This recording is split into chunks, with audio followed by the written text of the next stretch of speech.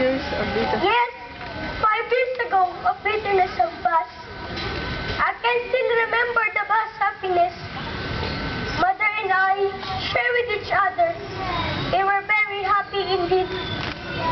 Suddenly, 5 loud knocks were heard on the door, and a deep silence ensued.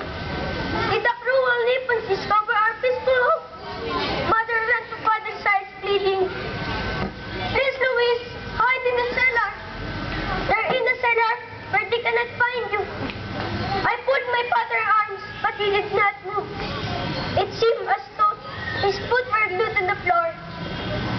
The door went bang, and before us, 5 ugly beasts came barging in. "Are you Captain Luis Santos?" roared the ugliest of them all.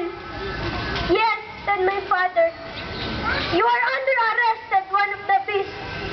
They pulled Father roughly away from us. Father was not given a chance to bid us goodbye. We followed them, mile after mile. We were hungry and thirsty. We saw a group of Japanese eating. Oh, how our mouths watered, seeing the delicious fruits they were eating. Suddenly, we heard voice call, "Consuelo! Oscar! Consuelo! Oscar! Consuelo! Oscar!" We ran toward the direction of the voice. But it was too late. We saw Father hanging on a tree, dead. Oh, it was terrible. He had been badly beaten before he died. And I cried, "Vengeance! Vengeance! Vengeance!" Everything went black. The next thing I knew, I was nursing my poor invalid mother. One day, we heard the bell starts ringing. Ding dong! Ding dong! It was a sign for us to find a shelter in our hideout, but I could not leave my invalid mother.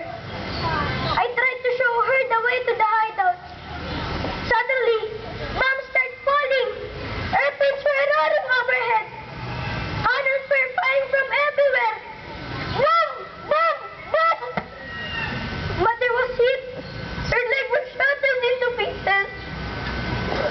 I took her gently in my arms and cried, "I had vengeance! Vengeance! Vengeance!" "No, Oscar, vengeance is God," said Mother.